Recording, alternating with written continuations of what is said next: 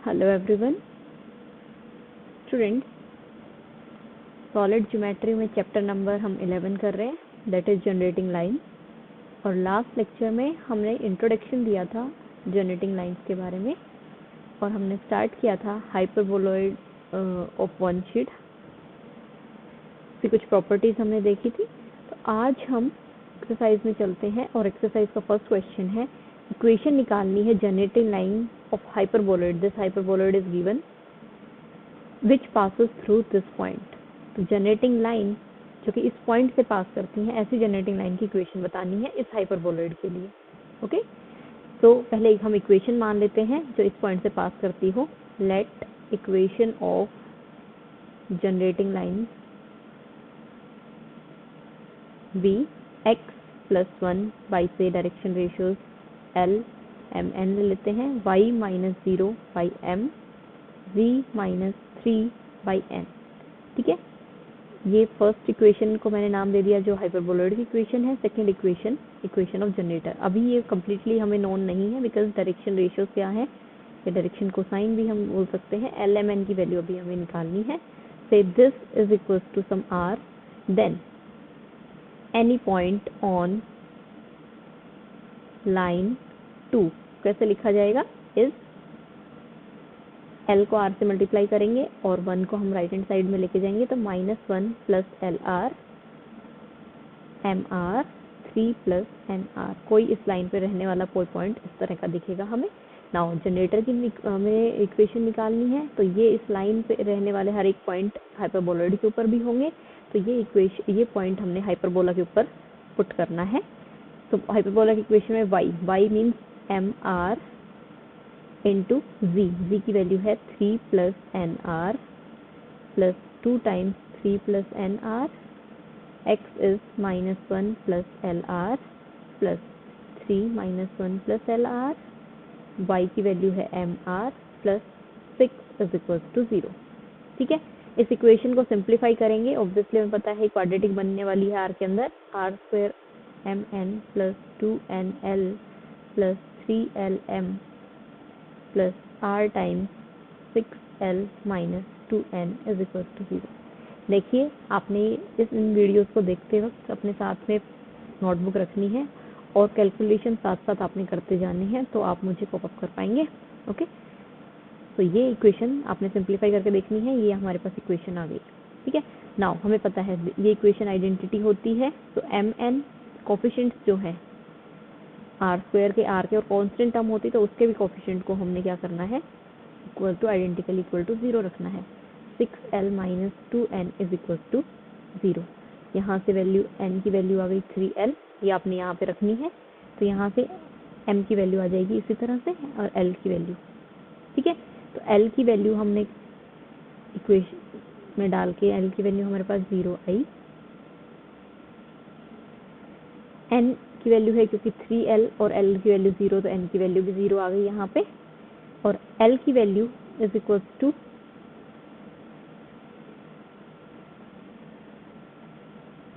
l की दो values हमारे पास मिली है 0 एंड l की वैल्यू एक मिली आपके पास -m, when l is equal to 0, n की वैल्यू यहाँ पे 0 हो गई। ठीक है, और m की कोई भी वैल्यू रह सकती है, m can be any number. और जब l की वैल्यू -m है उस टाइम पे n की वैल्यू कितनी हो गई, -3m। ठीक है, तो इस तरह से यहाँ से l, m और n की वैल्यू अगर हमें निकालनी हो तो l अपॉन में 1, तो m अपॉन में -1, m -1, तो n अपॉन में n की वैल्यू कितनी आ गई यहाँ से 3। ठीक है, सो डायरेक्शन रेशियोज क्या निकल के आए इस केस के अंदर, 1 -1 एंड 3। और इस केस में डायरेक्शन रेशियोज क्या निकल के आए, l 0, m कोई भी वैल्यू रख रहा है एंड n इज ऑल्सो 0। ठीक है, n यहाँ से 0 आया था, l 0 आया हमारे पास और m can be any number. तो दो डायरेक्शन रेशियोज निकल के आए। तो इक्वेशन नंबर जो हमें यहाँ पे इक्वेशन नंबर 2 है, इस इक्वेशन नंबर 2 में l m n की वैल्यू एक एक करके रखनी है।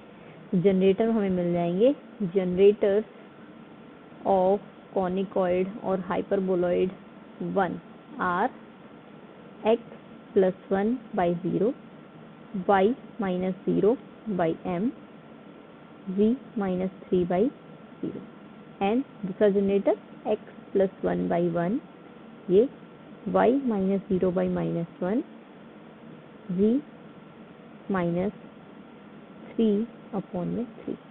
तो ये दोनों जनरेटर निकल गए, जिनको हम सिंप्लीफाई करके लिख सकते हैं। x plus 1 is equals to 0, z minus 3 is equals to 0 and x plus 1 upon में 1, y minus 0 अपॉन में -1, z minus 3 अपॉन में 3। ठीक है, नेक्स्ट हमारे पास है question number 2। Find the length of Q quadrilateral form by 4 generators of the hyperboloid. ये hyperboloid हमारे पास given है, इसके 4 जनरेटर जो अभी हमने निकालने हैं, उन 4 जनरेटर से एक स्क्यू क्वाड्रिलेटरल बना हुआ है। स्क्यू क्वाड्रिलेटरल मतलब एक क्वाड्रिलेटरल, बट वो एक प्लेन के अंदर ना लाई कर रहा हो।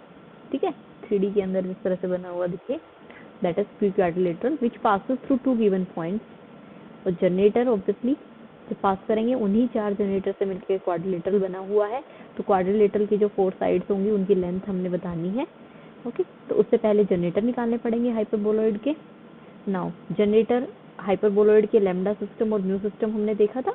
तो अब ये हाइपरबोलॉइड की जो इक्वेशन है, इसको हम किस तरह से लिख सकते हैं?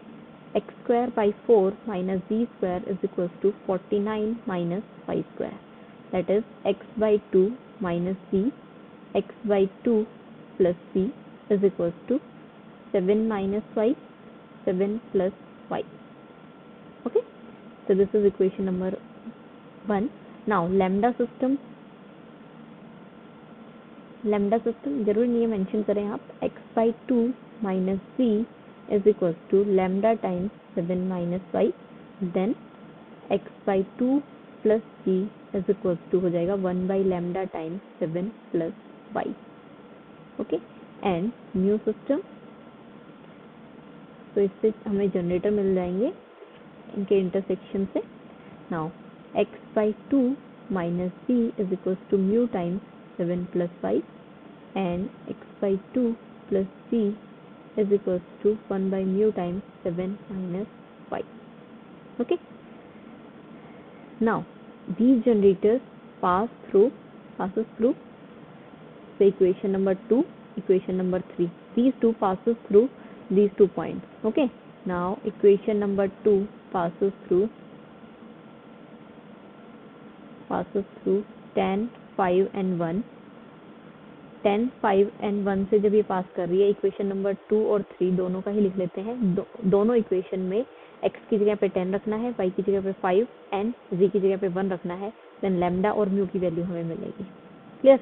तो इन इक्वेशंस में जब ये आपने वैल्यू पॉइंट रखा, देन लैम्डा की वैल्यू आपने कैलकुलेट करनी है, दैट इज 2 आएगी and mu is equal to 1/3। Okay, also equation 2 and 3 passes through, किससे पास करती है? पॉइंट है 14, 2 माइनस 2। उस केस में आपने सोल्व करना है। लैम्डा की वैल्यू आ गई 9/5 and mu is equal to 1। Okay, lambda और म्यू की ये वैल्यू मिलने के बाद आपकी जो इक्वेशन नंबर 2 है, इक्वेशन नंबर 2 आपकी क्या बन जाएगी? x by 2 minus z is equal to 2 times 7 minus 5। Okay, and ये लैम्डा की वैल्यू यहाँ 2 है, 2 यहाँ पे मल्टीप्लाई कर देंगे, 2x by 2 plus c is equal to 7 plus y। ठीक है, ओके, और फर्स्ट केस में म्यू की वैल्यू कितनी आई थी? इक्वेशन 2 and 3 दोनों ही लिख लेते हैं यहाँ पे। लैम्डा की वैल्यू 2 और म्यू की वैल्यू 1/3 है, तो इक्वेशन नंबर 3 में म्यू की वैल्यू रखेंगे, तो x by 2 minus c is equal to 1/3 7 plus 5, 1/3 value यहाँ पे हो गई, x by 2 plus c is equal to 3 times 7 minus 5। ये इक्वेशन मान लीजिए 4 है, ये इक्वेशन 5। नाउ सिमिलरली जब ये इस पॉइंट से पास कर रही है 14, 2 माइनस 2 से, उस टाइम पे लैम्डा और म्यू की वैल्यू है वो भी इक्वेशन नंबर 2 में रखनी होगी। Put lambda is equal to 9/5 and mu is equal to 1 in equation 2 and 3।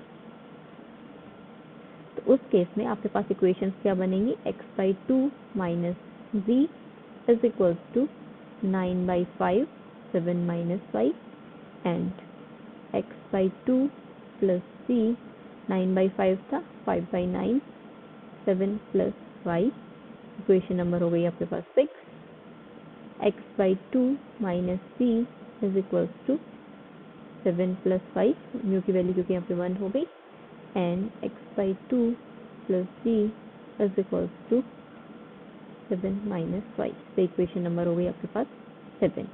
ठीक है, नाउ इन इक्वेशंस को अब हम सोल्व करके पॉइंट निकालने हैं बिकॉज इन चारों इक्वेशंस से मिलके हमारे पास क्वाड्रिलेटरल बन रहा है। ठीक है, तो अब इंटरसेक्शन पॉइंट निकालना है। नाउ देखिए इक्वेशन नंबर 4 और इक्वेशन नंबर हमारे पास है इक्वेशन नंबर 4 और इक्वेशन नंबर 7 में अगर हम देखें x/2 minus z x/2 minus z equal two plus, तो सॉल्विंग इक्वेशन नंबर 4 एंड किसी तरह से ले सकते हैं, हमने सभी का इंटरसेक्शन लेना है आपस में। ठीक है, 4 एंड 7 को जब हमने सोल्व किया उस टाइम पे हमारे पास x, y और z की वैल्यू निकालनी है। Equation number 4 means completely this equation and this equation, और ये हमारे पास 4 इक्वेशन है, इनको सोल्व करके हमने x, y और z की वैल्यू निकालनी है। तो x की value I 14, y is 7/3, z is -7/3। तो एक पॉइंट ये निकल गया हमारे पास, पॉइंट क्या बन गया 14 7/3 -7/3 कोऑर्डिनेट एक ही आ गया। ओके, लाइकवाइज आपने सोल्व करना है सॉल्विंग इक्वेशन 5 एंड 6।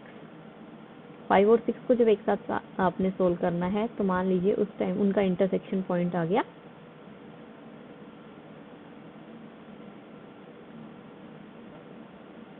21/2 77/16 एंड 21/16।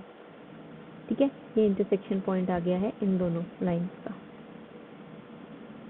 दो वर्टिसेस हमने निकाल लिए हैं और दो वर्टिसेस जिनसे पास कर रही है आपकी वो गिवन है क्वेश्चन में। ठीक है, तो क्वाड्रिलेटरल के 4 पॉइंट से 2 पॉइंट यहाँ पे हैं, 2 पॉइंट हमने इंटरसेक्शन से निकाल लिए हैं। इन चारों पॉइंट्स को नाम दे देते हैं, मान लीजिए लेट द क्वाड्रिलेटरल था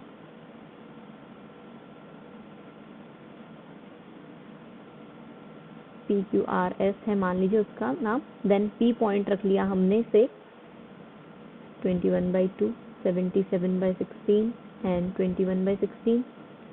Q पॉइंट हमने रख लिया है से R 14 7/3 -7/3 एंड S पॉइंट हमने रख लिया है से 14 2 -3।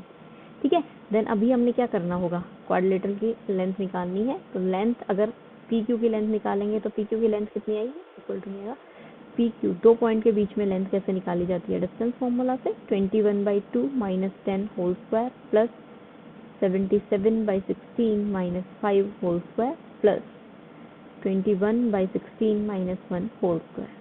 ये PQ की लेंथ हो गई, ये आपने सिंप्लीफाई करनी है और मान लीजिए आगे ये 98/60।